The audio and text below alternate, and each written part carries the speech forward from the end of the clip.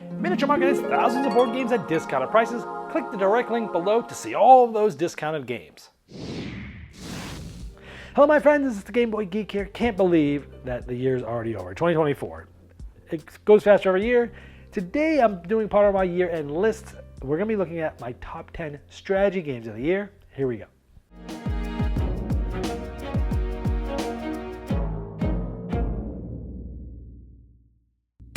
Number 10. This first one is Blueprints of Mad King Ludwig. Now, Bezier Games came out with a few Mad King Ludwig games in the past. Castles of Mad King Ludwig and Palace of Mad King Ludwig. In this one, you are sort of drafting some cards, and with that card, you are sketching that room onto a transparent style sheet of paper. So you're actually drawing the castle on your board, room by room, and a lot of the other aspects are similar to the Mad King Ludwig games, where you're trying to finish rooms by keeping all the doors joined to other rooms and getting special abilities for doing so, and building the moats and getting special abilities depending on what you're doing with which rooms you're closing, which rooms you're going to be working on. There's open goals, there's private goals, much like the Mad King Ludwig. So take like the Castles of Mad King Ludwig, which is a popular game, making it where you're actually drawing this out on a cool little transparency sheet, and that you're drafting cards in a way in order to build that. And that is the Blueprints of Mad King Ludwig, a pretty unique twist on the original game there. Number 9. The next one is a pretty huge and heavy and long game called SETI, which is the search for extraterrestrial intelligence. This is from CGE, or Chex Game Edition. This is, again, a longer Euro game where you're going out, you're exploring space, you're putting out satellites, you're going on moons, you're going on planets, you're finding extraterrestrial life, you're interacting with them. This is a long, heavy game. I've done a full review of this. You can see how it plays. There's a lot of cards in the game, and all these cards are going to give you different abilities or different ways to score, different goals. You're going to have some currency of money and energy. So there's an economy in the game as well, sort of an economic game as well. But you're trying to do all these things in a big, huge, dynamic, longer Euro game. If you like those bigger, heavier games, you like space, check this one out. You can check out my review for how the game is played. Number 8. This next one is a pretty streamlined abstract game from Reiner Knizia called Cascadero. In this game, it's pretty simple. It has some similarities to some of his other games, like Through the Desert and Blue Lagoon and things like that, where you're building a network of hexes throughout a board. You're trying to connect cities, not necessarily be the first person to be at that city, but be like the second person that connected that city, because you're actually going to get more points for that. And you're trying to develop a network to going to other cities. But other players are too, so they're going to be sort of blocking you off, similar to like Through the Desert and such. But in addition to that, you have this whole side of the board that is like moving up tracks. And every time you're getting points at certain things, you're moving up different tracks of that color, which are going to be unlocking other goals. It's almost like the combo building of roll and write games meets an abstract network building game. The other cool thing in this game is if you don't get a certain place on the track of your color in the game, you can't win. That's another interesting twist. So if you like network building games, route building games, some mean blocking, you like combo building of rolling rights, even though you're not rolling and you're not writing in this game, but if you like those combos that those give, this is one to check out, Cascadero. Number 7. This next one is a game about building different buildings, I guess. It's called Skyrise. This is from Roxley Games. This was a big Kickstarter that delivered this year. And in this game, it's sort of an interesting auction game where you're auctioning off to build in a certain spot. You have goals as to where you want to build, because as you build off of certain foundations, you're going to be moving up different tracks on your board, and the more you build, the more you make, until a certain point, and then it's almost not as good to build. There's sort of a point of no return, if you will. So you're auctioning for different reasons, for different goals, for different secret goals, to try to build in certain ways. But the auction's interesting because as you get outbid, the place that was up for auction is now different. So as you bid, you're going to be snaking around the neighborhood. Sometimes you're just bidding in hopes that it comes back around to you, and then it starts to go into the neighborhood that you really want to bid, so you can put your best bid down and win the place you really want. Has a very interesting abstract component to an auction game that I've never seen before. This was actually a re-implementation of an old game, but they've re-streamlined it, re-changed some of the rules and such. If you like auction games, but you wanted a twist on those, and you like set collection and you like three-dimensional building, this is a really interesting one, Skyrise. Number 6.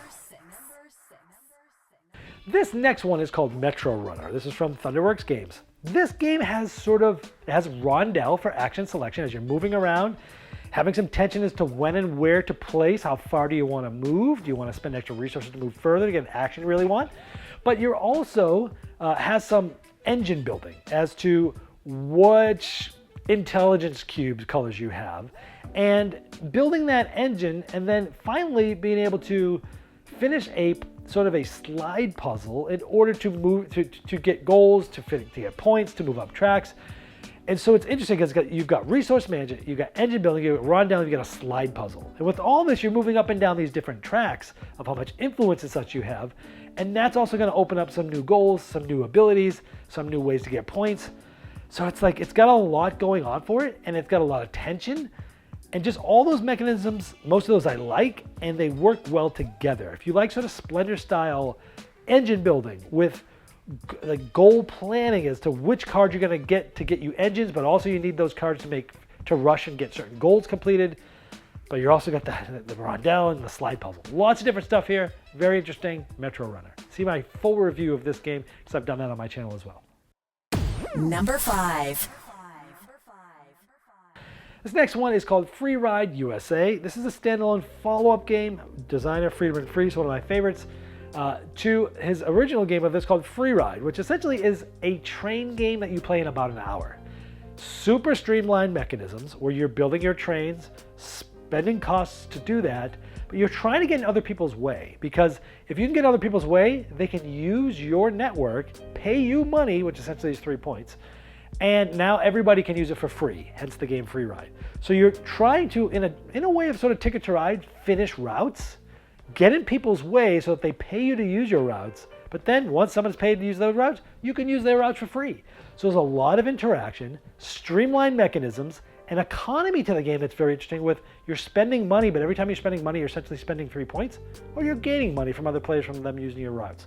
Very interesting game, lots of depth. This one is built on a map of the United States. There's also some slightly different mechanisms as well in this version than the original. If you like train games and you like economics in part of your train games, have this be streamlined and have it all be in about 16 minutes, Free Ride USA is it. Number 4. This next one is a re-implementation of an older game called Craftwagon. This is Craftwagon Age of Engineering. So again, a re-implementation where they've added some new mechanisms, changed some things. I've not played the original, but from what I've read and watched, everyone likes this new version better. The game's fantastic.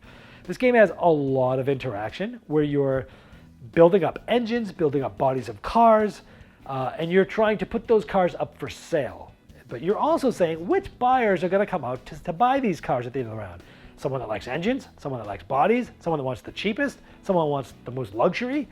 So you're giving and taking, and it's done by sort of almost like a patchwork way of moving further on an action wheel in order to take the action you really want. But then you might have to wait a few turns because other players are going to fill in those slots below you in order to get that. So it has that sort of patchwork action economy built with some interesting ways of building your own cars, moving up development tracks, being able to build better cars, also going out and racing on racetracks. But a lot of it is interacting with the other players, undercutting them, and trying to sell cars underneath them. It's a cutthroat economic game. It's fantastic. Check out my full review of it, Craftwagon Age of Engineering. Number 3. Here we have Lords of Baseball. This is a longer Euro economic game based on the old times of baseball, way back in the days.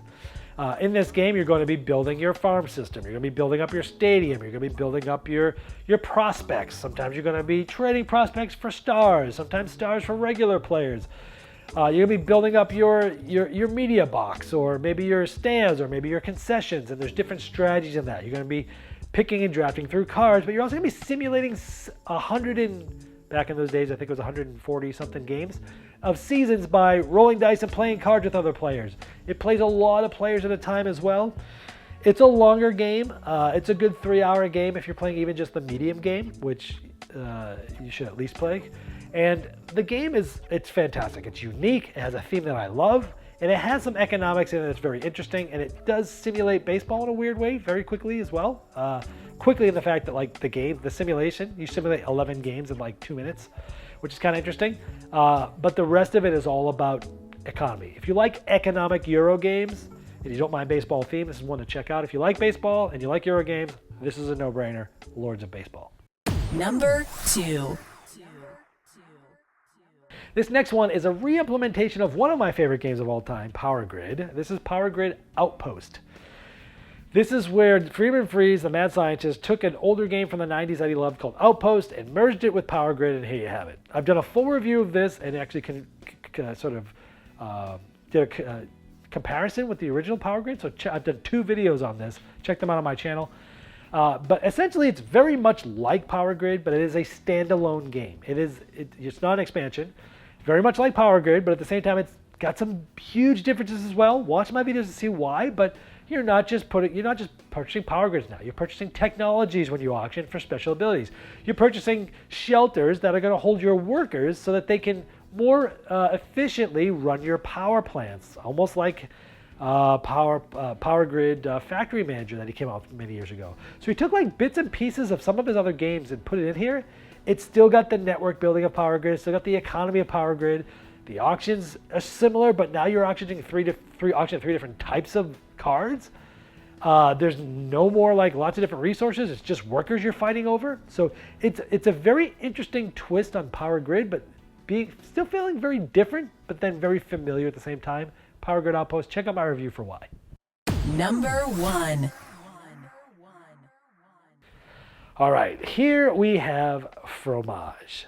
This is an amazing strategy game that it does something that I love in strategy games. It packs a heavyweight punch in a short 1 hour or less time frame. With an easy teach, enough that if the game happens to sit on the shelf for a few months and you take it out and you want to teach it again, you're not going to have to reread through the whole entire rule book. There's a few games in the past that have done this, like Evergreen from Horrible Guild, or Reiner Knizia's Witchstone. These games that they're 45 minutes to an hour, but when you're done, you're like, whoa, every turn was just super thinky. My brain feels tired. I feel like I've played a 90-minute game or a 2-hour game in a good way, but it only took me half the time. I love games that do that. Fromage does that to a T. Such an interesting worker placement, simultaneous worker placement game. That's what allows it to do this, is that you're placing workers, but depending on how you place them, they are not going to be available to you in 1, 2, or 3 turns. The better action you took, the longer it's going to take to get them back. You're trying to age cheese, and then you're trying to essentially create cheese and age cheese and create cheese in different sort of parts of the board. The board's going to be spinning between each turn. Everyone grabs their workers, and you put them out. Each of the boards is its own unique mini game that scores in a different way. They also now have announced a standalone expansion to this, which basically doubled the amount of boards that you can play on and interchange them as well. I've actually played that. It's amazing as well.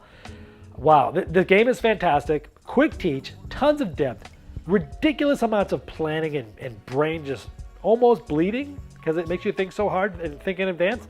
But the mechanisms are easy and just everything is streamlined. That's why this game is so amazing. Fromage. Well, I hope this helped you find some new strategy games that you hadn't heard of, or learn a little bit more about some that you've kind of heard some rumblings about.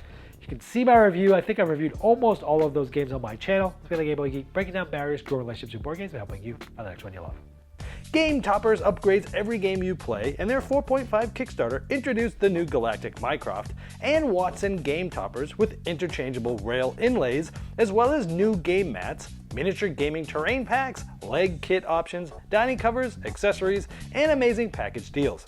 The campaign recently ended, but it's not too late to pledge late at GameToppersLLC.com.